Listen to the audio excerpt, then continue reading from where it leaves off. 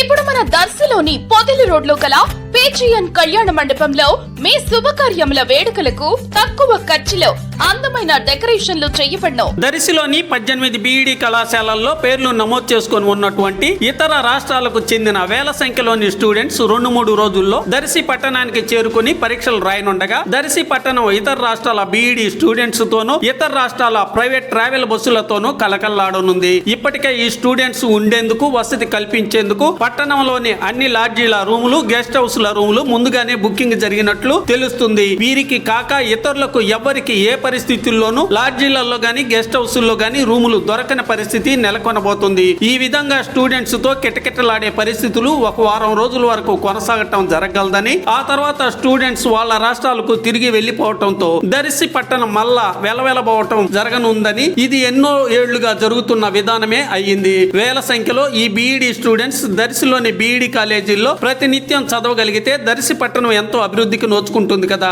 నాయకులు, అధికారులు ఆలోచించి బీఈడీ స్టూడెంట్స్ ప్రతిరోజు చదువుకునే విధంగా తగు చర్యలు చేపడితే మంచిదే అవుతుంది.